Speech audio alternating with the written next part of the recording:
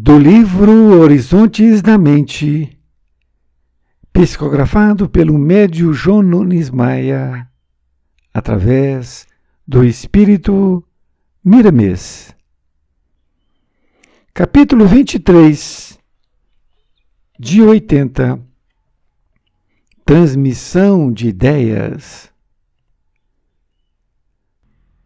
Transmitimos ideias na ordem comum, pela palavra e pela escrita.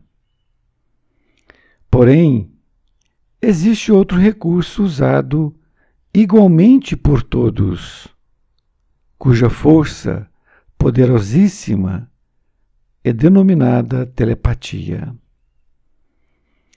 Por ela, influenciamos e somos influenciados no silêncio da vida. Os nossos pensamentos riscam o cosmo em todas as direções, em ondas de variados gamas espirituais. Permutam vibrações em todos os rumos, como companheiras iguais, e voltam, em muitos casos, para a fonte de onde partiram, com redobrado magnetismo do mesmo teor energético.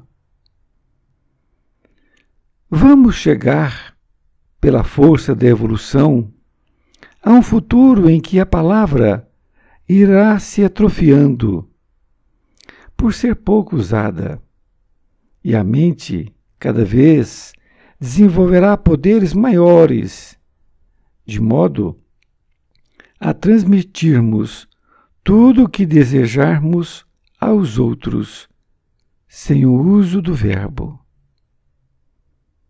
Em mundos adiantados, não se usa mais a fala na comunicação, nem tampouco boca, dentes e órgãos excretores com relação à alimentação, pois esta se faz através da respiração. A humanidade terrena está nos primórdios dessa verdade.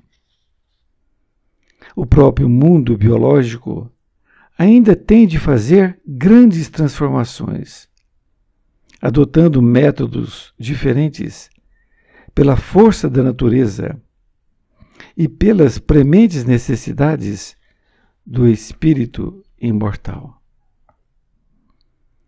Ninguém segura a força propulsora evolutiva. Essa é uma lei programada por Deus desde o princípio das coisas. Estás passando uma época de tortura mental, de desequilíbrio psicossomático, de hospitais cheios de neuróticos. São recursos da natureza.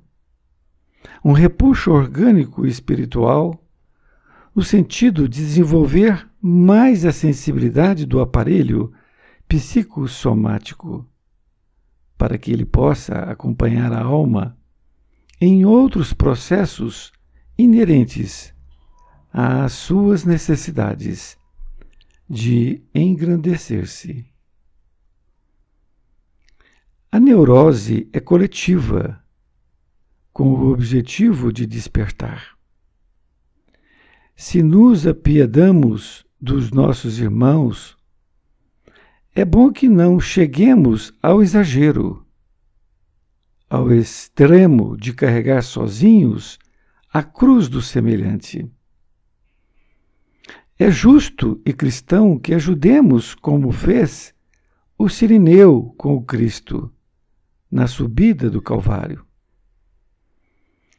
Mas logo que o companheiro firmar os pés no chão, deixemos que ele caminhe com o seu fardo, pois cada um tem uma carga a ser transportada.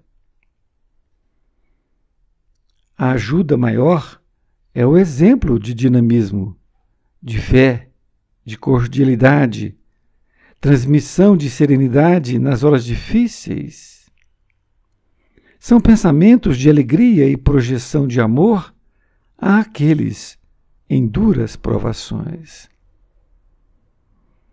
Quando desejamos o bem a uma criatura, emitimos ondas mentais em direção a essa pessoa. Mas, antes que elas viajem no espaço ao encontro do ponto desejado e com o tempo retornam à casa paterna, enriquecidas por outras ondas da mesma vitalidade. Se praticarmos o mal, analisemos o que poderemos sofrer pela nossa invigilância.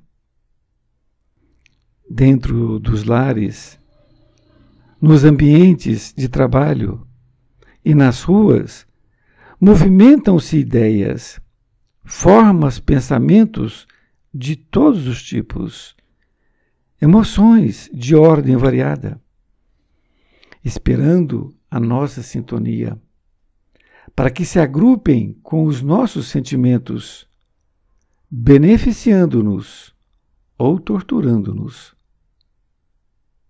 Orar e vigiar cabe igualmente nessa hora. Policiar a nossa mente é importante em todas as decisões. Não podemos esquecer que, ao emitirmos os pensamentos, estaremos acionando glândulas espirituais e materiais. E estas, segregando elementos na seiva vital e no sangue, com a mesma intensidade mental de magnetismo que escolhemos pelas nossas emoções. Avancemos, pois, para a aquisição do amor. Ele é vida para o espírito e vida que vem de Deus. Policiar a nossa mente é importante em todas as decisões. Querido amigo, querida amiga, aqui uma lição belíssima de nosso querido Miramês. E vou aqui fazer um breve comentário. Ele diz que nós transmitimos ideias através da nossa palavra ou pela escrita. Ele diz que, porém, existe outro recurso usado igualmente por todos, cuja força poderosíssima é denominada telepatia. E é muito interessante nós percebermos esta questão da telepatia, dos nossos pensamentos, porque muitas vezes nós descuidamos dessa parte.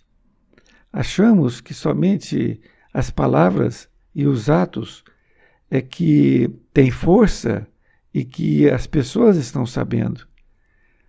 Nós esquecemos da telepatia. A telepatia é usada na oração. Quando nós oramos para uma pessoa e enviamos para ela o nosso carinho, aquilo chega para ela através da telepatia. Não importa onde ela esteja.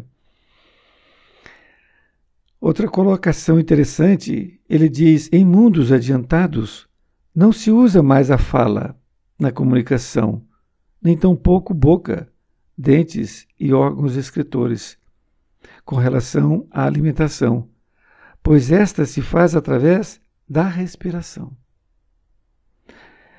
Isto já foi dito em diversos livros, porque quanto mais evoluído é o espírito, mais sutil é o corpo físico dele, podemos assim dizer, não é? E o corpo espiritual. Então, ele não necessita encarnar em corpos densos como esse nosso. Então ele vai encarnando em corpos mais sutis. E esses corpos sutis, materiais ainda, vamos dizer assim, junto com o corpo espiritual, ele não tem necessidade de de falar. Ele usa a telepatia. Então, assim, a comunicação se dá somente por telepatia. E, como ele vai dizer aqui, nem alimentação, porque não tem boca mais, porque a alimentação se faz através da respiração. Outra coisa interessante que eu anotei é essa questão de nós queremos ajudar as pessoas ao extremo.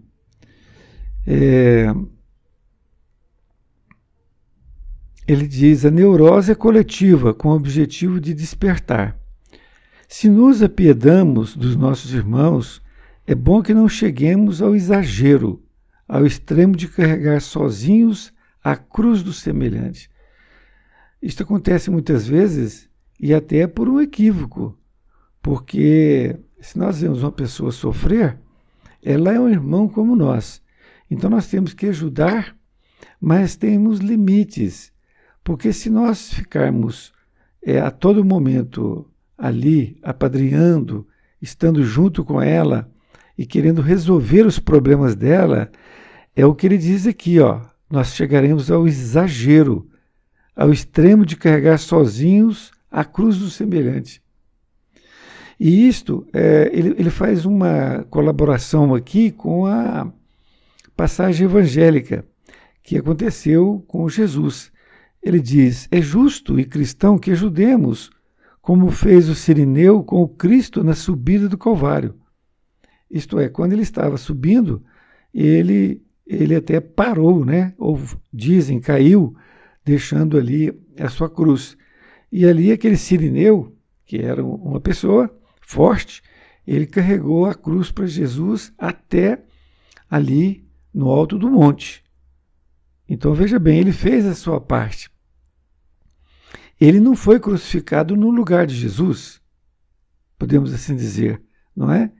Então, essa colocação dele é muito interessante. E ele ainda diz: mas logo que o companheiro firmar os pés no chão, deixemos que ele caminhe com seu fardo, pois cada um tem uma carga a ser transportada.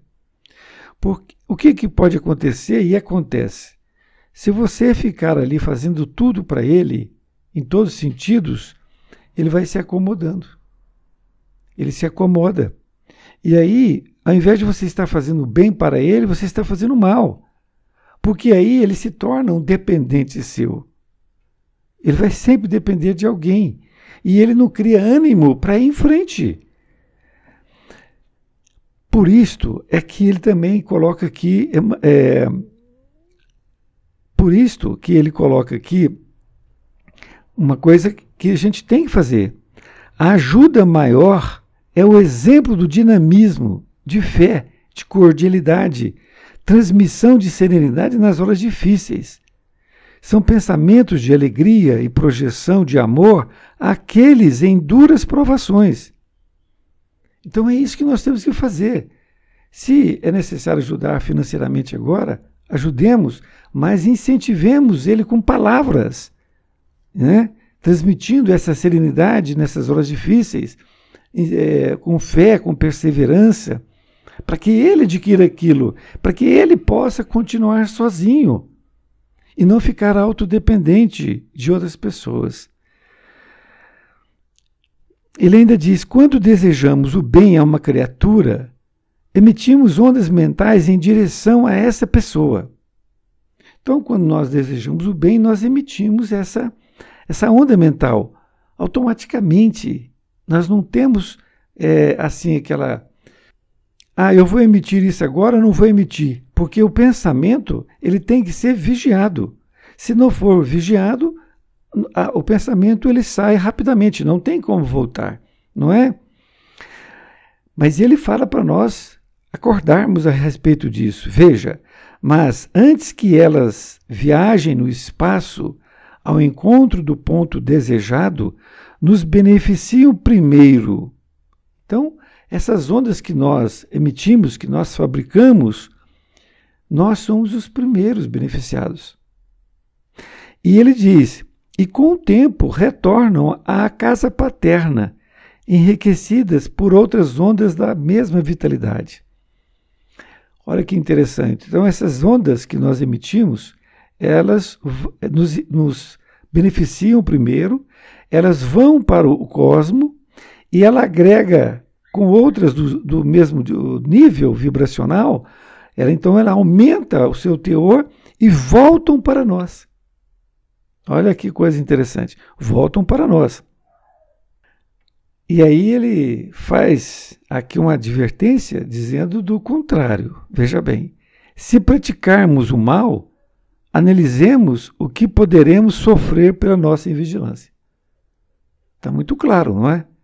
Assim como a onda positiva, ela nos enriquece, a onda negativa também. E vai voltar para nós. Simples assim.